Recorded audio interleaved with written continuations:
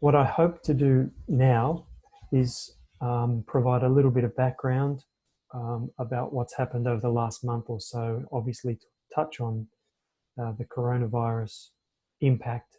And importantly, I want to tell you the plan. I know that many of you feel uncertain. Um, to a large degree, that's been my feeling too. But we're generally working on a plan, both with guidance from the Dean of the School of Medicine and the Vice Chancellor of the university, but also with the tutors for this course and with those who are involved in the vascular sonography course and other people. And we're really hoping that we can still do things. So I want to, if I sound positive, I hope to be so and mean to be so. Remember that so far there are already via the homepage, there's already 6 lectures in both. That's lectures across both units, principles and practice. There have been 3 principles lectures. There'll be another one tomorrow. So by this time tomorrow, you'll be into the 4th principles of cardiac sonography lecture. And there are already 3 practice of cardiac sonography lectures that have been given, and there's a tutorial available online. And obviously now that they're on the View site, they're up there for the year. So you can access them as frequently or infrequently as you want to. And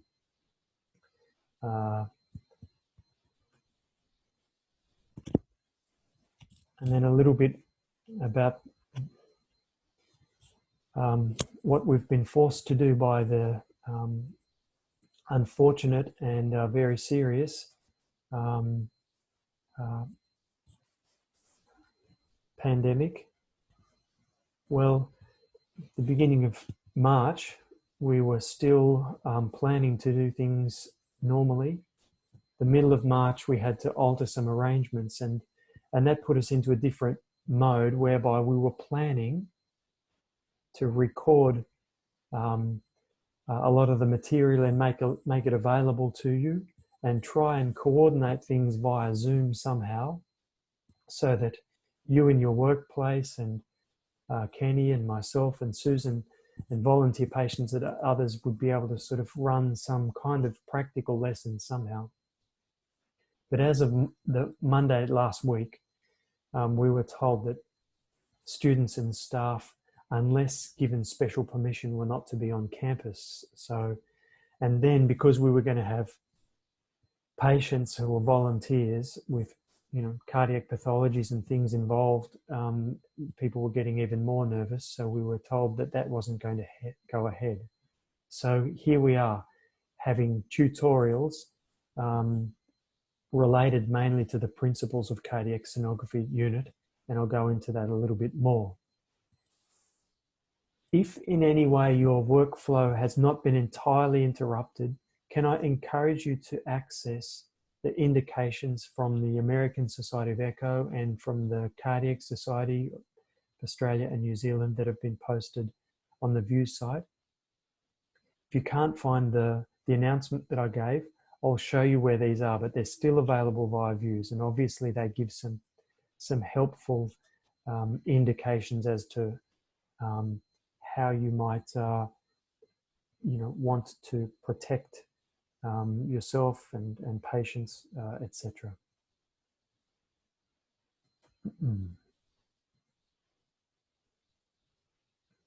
So the impact, apart from the obvious, apart from the fact that I'm clearly at home, and I suspect that a lot of you are as well, is, well, mainly on the practical activities, obviously. So our plan is for the principles of cardiac sonography unit to proceed as much as possible as planned. There will be some minor changes. So for example, if you had have come in to the clinical school this week, the lecture tomorrow would have been given face-to-face by Professor Lucas Kairadis, but he will do it via Zoom tomorrow. So there's a minor amendment, but the content, will still be presented in a very similar manner. And I'll go into this in detail in just a moment about principles of cardiac sonography. Practice of cardiac sonography is not going to be impacted in a minor way. It's going to be, there'll be some more important changes that will need to be made. Now, I'll brush over them today. I'll go into detail about them tomorrow. I just want to do some things today and some other things tomorrow. One of the reasons I need to do that tomorrow is there's a meeting at 8:30 tomorrow to discuss the plans at the moment, following any announcements that may or may not have been made over the weekend and things like that. And by tomorrow afternoon, I hope to have a clear plan of what we're going to aim to do over the next little while. So, as I was saying, principles of cardiac sonography will be discussed today. The practice of cardiac sonography will be discussed tomorrow. So let me just stop sharing there for the moment. And go back here for a sec. So has anyone got any questions at the moment? Any questions at the moment? Via chat or any other way? Look, this is being recorded, so if you've only just joined in, I'll make this available tomorrow. So you haven't missed too much so far, but we've just had a sort of an introduction about what's happened and what's going to happen. In which case, if there's no questions, I'll continue to press on.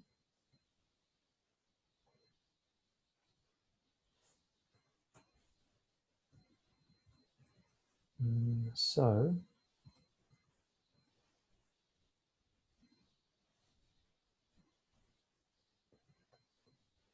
again, so can people just, again, using chat, just tell me if they can see the big red screen again, the big red slide rather. Looks like it. Good, thank you. Great, good to see. Okay, so you guys know what the principles of cardiac sonography looks like. There are, 2 modules: lectures, tutorials, assessments, and I'm going to go through those in a little bit more detail now, just to confirm what I introduced a moment ago. So there are 2 modules: cardiac diseases 2, case study and research skills. Cardiac diseases 2, minor changes. So the face-to-face lecture that would have happened tomorrow is going to be via Zoom tomorrow. All the other lectures and tutorials will happen online, and I don't anticipate there being any disruption to those lectures and tutorials, okay? Well, the case study and research skills has been the tutorial already by Lily, and in a moment I'll also go through the assessment items in more detail, and certainly I'll be very happy to ask any questions related to those, so that things are very clear as regards to expectations. Hopefully that tutorial Lily gave will help you to refine some of your search techniques and some of your referencing and things like that, and the tips that I give about the assessments will prove helpful too. I think at this point it's good perhaps for me just to mention that it's important that we keep going with this unit because there are some disruptions to the other one. If we can make our way through this one largely unchanged, it means that we'll have sort of some more flexibility with the other one. We're going to have to be flexible and patient. We are working on delivering things. One thing I want to reassure you about is that we are very mindful that we need to be prepared to be flexible, that there'll be, a case-by-case flexibility that will be applied, and that we want quality as well. So this is not going to compromise, we hope, and we'll aim as best we can. We hope it's not going to compromise the quality of what we provide you, and in terms of the quality of the skills you develop. Importantly, we're still going to assess things based on learning outcomes we're trying to achieve, because there is at some point going to be an end to all this, and we're going to be able to go about things more freely, and we'll be right ready to resume again. So the online quiz, which happens in a couple of weeks' time, the research assessment and the case report are the assessment items for Principles of Cardiac Sonography 3. The content of the online exam, as you know, you can look this up in the learning guide, are the first 4 lectures. And as of tomorrow, you'll have had all 4 of those lectures. They will remain online and you can go back and look at those. Obviously, I strongly encourage you to read the textbooks as well. The lectures provide an overview and good detail, but if you limit yourself just to the lecture slides and the lectures, you're not doing yourself the best of services, and really not approaching things, I think, in the kind of manner that is fitting for a postgraduate course. The date for the online quiz, 15th to the 16th of April, so you can access the online quiz within the 30-hour window or whatever it is. There'll be 24 multiple choice questions in 30 minutes once you start, and it's as per the online quizzes you undertook last year. The research assignment, the content's not changed, the due date is not changed.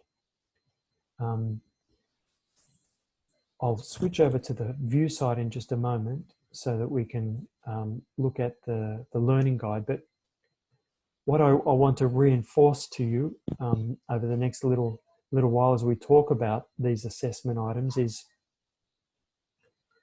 for the research assignment, the second part is weighted more heavily. And in that second part, the discussion and explanation sections are the ones that are weighted most heavily, and there's a good reason for that. They're the ones that we want you to focus on most importantly. So when you're discussing the findings of the 2 cases that you present, and explaining why, when you're looking at either systolic function or diastolic function, why the measurements do or do not support what your findings are. So obviously, you want to be very much mindful of what those measurements are that you've made, and their pros and cons, especially their cons, their limitations, because that's going to come into the explanation. It may be that based on those 8 measurements that you don't have everything that you need in order to make a definitive call on someone's systolic function or diastolic function. So I hope that makes sense. And for this one, there's a template to use for part 2, and the template's already available. So at this point, what I might do is just let me stop sharing for a moment. Make sure I've got the view site open. I think I do. Okay, so I'll share my screen again. And okay, if someone could tell me if you guys can see now the home page, just type away on the chat there to let me know. That would be good.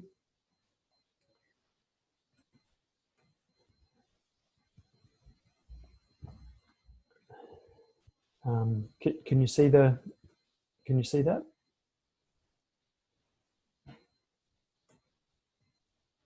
No? Yes?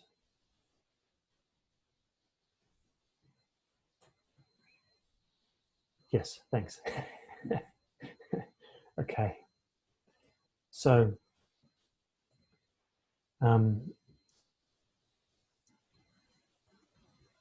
Here we have obviously the learning guides for both of the units. Whoops. The learning guide for principles of cardiac sonography. I'm just going to scroll through to the assessment details for the research assignment. So remember, there are two parts. Let me just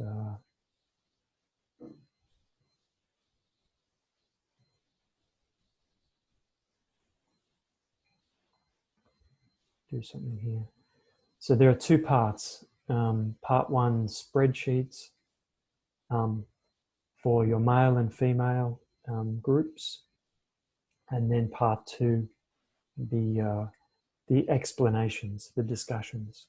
So part one, you use your own, you come up with your own spreadsheet with these columns detailing those measurements. Include the units, please. And then you make calculations, mean and standard deviation. And you also indicate to 1 decimal place for each column, each measurement, the normal published values. Part two is involves taking one patient from the list of male participants and writing about systolic function, and then one participant from the female group and writing about diastolic function. As I was saying, the explanation is the most important part. So explain why or why not, providing adequate indications, this patient has the kind of systolic function that you mentioned. If it's normal, okay, why is it normal? What do the measurements show? What do the measurements, how are the measurements limited, and what else have you had to do in order to indicate that this patient's function is normal, for example? Do the same with diastolic function. Why is the diastolic function, I don't know, grade 3, do the measurements enable you to make that? Are there other measurements that you've had to make? So let me just go back here. I hope I'm still sharing away. Let me just turn this off for a sec.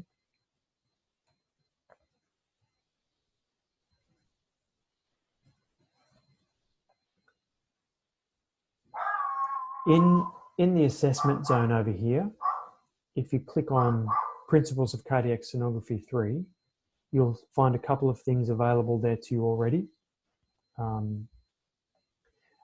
Assignment cover sheet, which I'll ask you to fill in complete each time, and the research assignment template. So what should happen when you click on that is you should have a template that automatically uploads. Now, I'm not sharing at the moment, so you guys can't see that. Yeah, let me go back again. Okay, can someone please just confirm that you can see a Word document at the moment with a blue row at the very top? Yep. Yep. Okay, good, thank you. Saying yes is much easier than typing yes, thank you. So here's the template. And obviously, as you start to fill in things on the template, you might find that you run out a bit of space. No problem. The template's not meant to constrain you in that regards. It's not meant to indicate that you've got to squeeze, for example, you're not meant to try and squeeze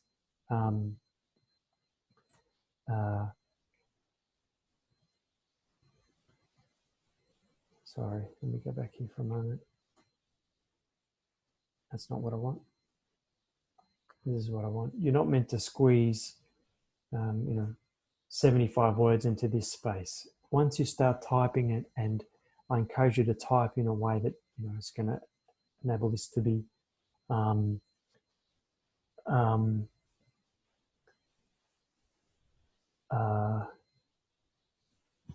read clearly. So, space things out at 1.5 or 2 or whatever the case may be.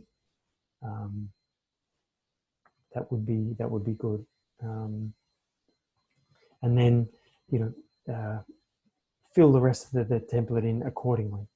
When you come over to including your images, as I've said here, please limit it to 2 images per page, just so that it doesn't get too messy. And also so that you've got space to have a label for each indicating what image it is, etc., etc. So try and pay some attention to formatting. Okay, the formatting is is not the major part of this, but try and present it with some pride in your work. And then the same for the second case here for the female patient that you're going to be describing. So so that's that. So that's a little bit about the research project. At this point, are there any questions about that? Does it have to be JPEG? Can it be PNG or some other file format? Yeah. Well, whichever you think you're able to embed most easily and move around and things like that. If you save them as JPEG files, that's probably the best way to start. It will enable you perhaps to then to save them as a PDF or whatever the case may be later on. So I'm not overly worried, just as long as they provide you with, the means of moving them around within the document. So what I suggest you do with the document is once you've accessed it, download it to your own computer and start working from it there. Obviously, don't change the format such that you start including new rows in the table and things like that. But obviously, you want to be able to format it. So the formatting hasn't been overly formatted, and I hope it provides you with the flexibility to do that. So, excuse me, I trust that answers that question. Okay. Thanks. Yep. No worries. No worries. Let me have a look at the chat. Okay. With the images that we're providing, would it be okay to do offline measurements? So using, say, ProSolve or Synapse and doing some measurements on those instead? What I ask you to do is include the measurements that were made as part of the study. So just because, say, for my practice, we don't do systole LV measurements. Okay, so using your whatever management system you've got, you should still be able to do post process and make that measurement. So yes, provided that the measurements are from obviously the same patient and the same image, no problem. Okay. Okay, cool. So, and that goes, everyone, for some other measurements too. So, for example, if your practice doesn't routinely measure LV, systolic excursion when you're using tissue Doppler, but you do measure E prime measurements, well, using those waveforms, you should still be able to measure the S prime measurements. So, yes, I certainly want you to apply any flexibility in that regards. I hope that there won't be any constraints in that regards to what practices do or don't do. If you're uncertain, drop me a line, but I hope that kind of answers the flexibility that we've got in that particular case. Yep, thank you. No problem. Okay, let me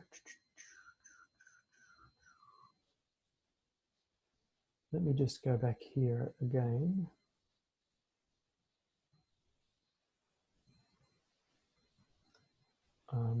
and no, that's not what I want. What I want is the homepage. I hope you can still see the homepage. Someone butt in and tell me if you can't. If you can, don't worry.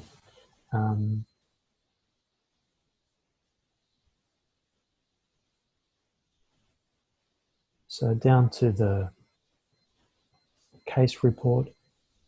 Before I go there, so familiarize yourselves with the marking criteria. I think a good way to go about it is pay closest attention to the column that's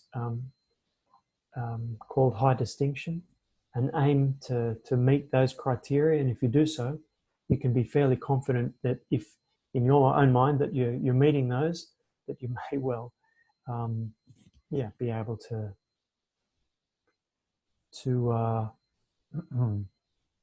may well be deserving of just that kind of mark. And then the case report. So the case report is something that I hope, following the library tutorial, that you're feeling a little bit more confident about searching in terms of searching for articles and books, etc., related to whatever the case you choose is. So remember that this case report is a research report of a patient with a congenital heart disease from your own imaging practice. Okay.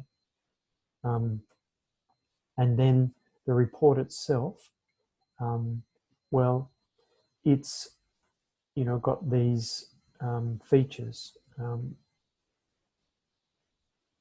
It has a title, introduction, description, discussion, the images, conclusion, and references.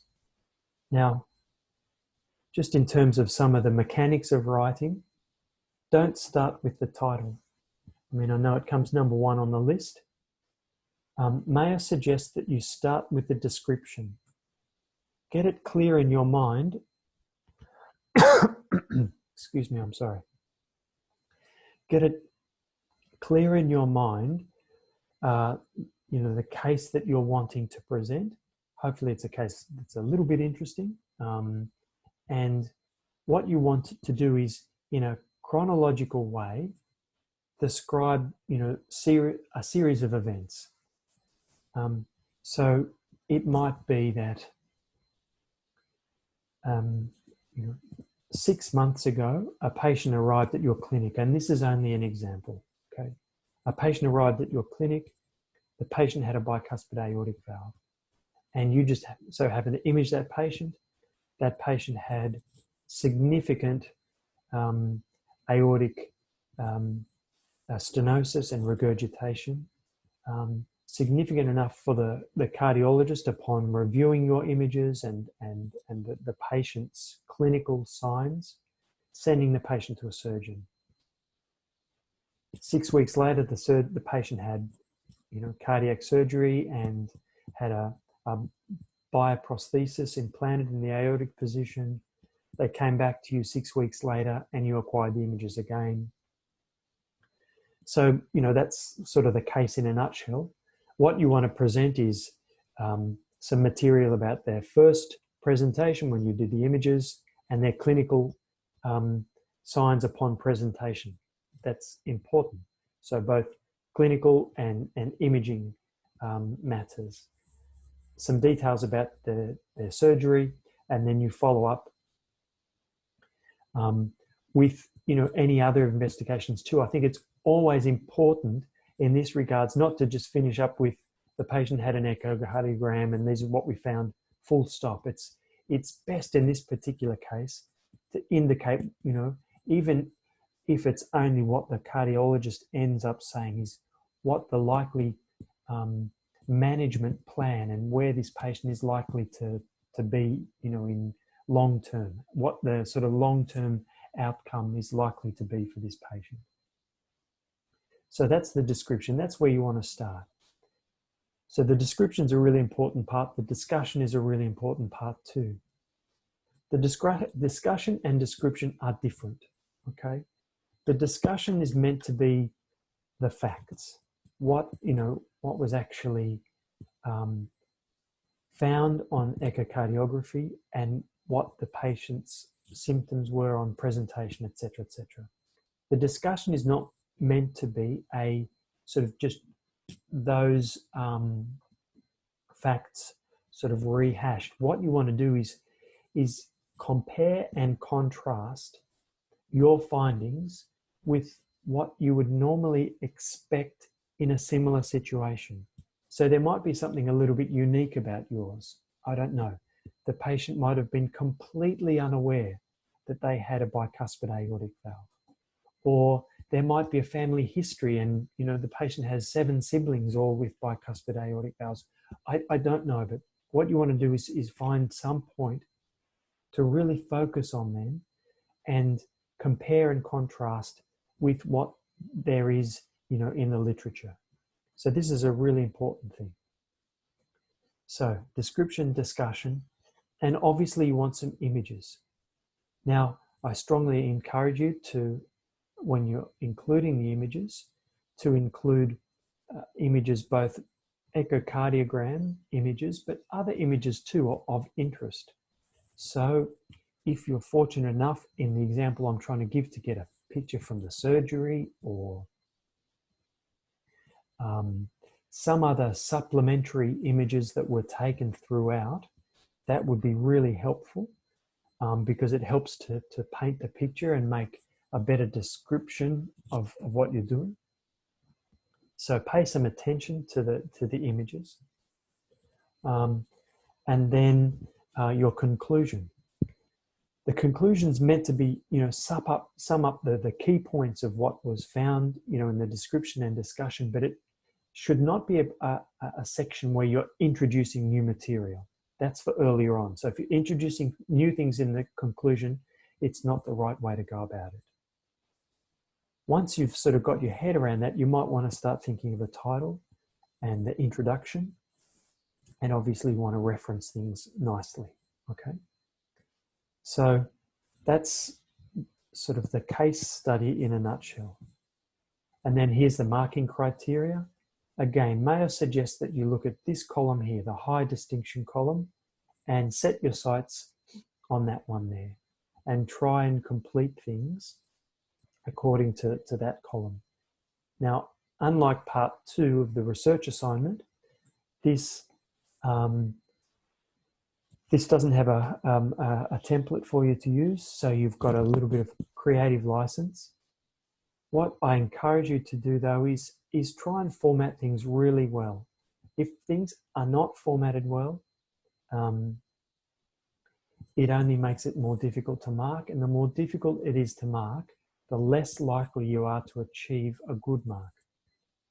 Secondly, if your English is not particularly good, obviously you want to use a spell checker, but have someone else read through your assignment before you submit it.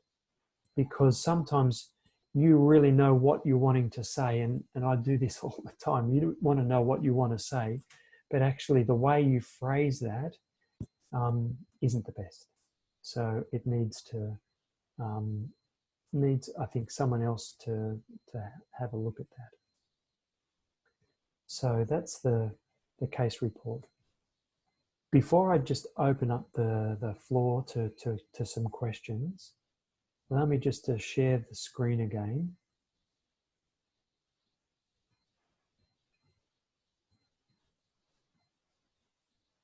I hope I'm still sharing. Please let me know if I'm not sharing. We're back on the view site, back on the home page.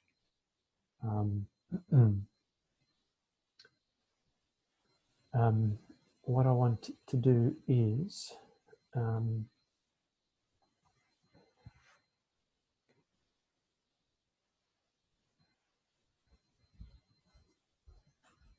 where am I going?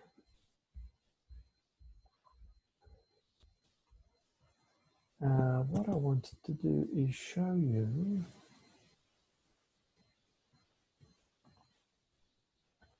so let me just show you the steps I took again. So I just clicked on course guidelines over here. I'll reaffirm this via an announcement. Course guidelines, and this page comes up. So we'll be talking a little bit more about this page again tomorrow, but what you'll find here are some, what I hope will be helpful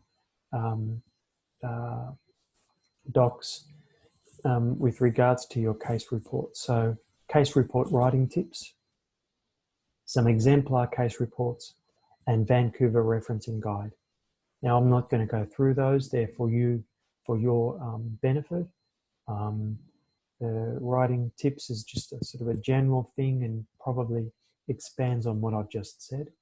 The exemplar case reports are meant to provide some indication, of how to go about writing a case report, and hopefully they're a reasonably clear and good example of a case report. And then you're wanting to reference things, obviously, according to the Vancouver referencing criteria. There's the guide there. So, so that's the case report. Okay, I'm just having a look at chat. Nothing there, but are there any questions about those two or about any of those assessments? Hello, Paul. Good afternoon. Hi. With regards to the research assignment or case report, since we are already in a pandemic situation, so we can get a good case, is the studies we have from December onward is still valid for one of these? Absolutely. Yeah. Thank you. Good question. You're going to have to go backwards in terms of looking for cases and etc. So I want to provide some flexibility. So you guys, some people have joined a little bit later on, but I think as a general rule, what I would encourage you to do is think of things from 2019 and beyond. Okay, because that's when you've been keeping a logbook, and that's may, I hope, provide some flexibility. So don't go back any further than that, but look for cases from sort of, according to that. If you're still struggling, let me know. But, I hope that sort of within, 15 or 16 months, you should be able to come up with a good case. And then in terms of your research assignment, just tap into your logbook. So 40 consecutive patients from your logbook, and it might work out that there are 20 males and 20 females. It probably won't. There'll probably be a slight variation in number. There might be 20 women and 20 men. 22 women and 18 men, or whatever the numbers turn out to be. So that's the way to do that. I hope that answers that question. Thank you, Paul. Thanks. Okay. Anyone else? Okay. So let's go on and have a little bit of a look at some other things. Now, I know a lot of you are impacted a lot in terms of what you can do at your clinical training site. Some of you aren't working at all, and having to manage family and things like that. And I know it's difficult. It's difficult for everyone. I know it's concerning. It's concerning for everyone. I don't want you to feel as though we're unaware of that. If there are any real concerns that you have for your safety or for someone else's or anything like that, please, once the appropriate measures have been made, let me know.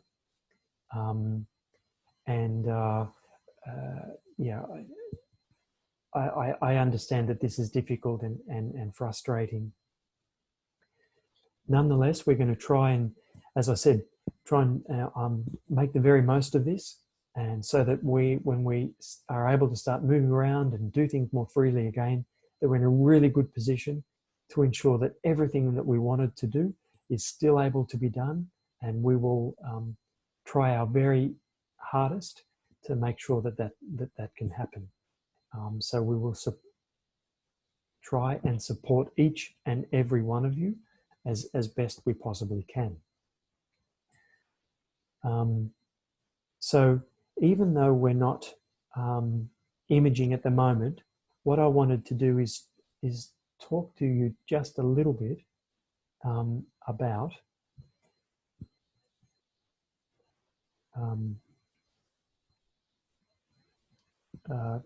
two documents that are a little bit new, and I want you just to be aware of a couple of matters related to them.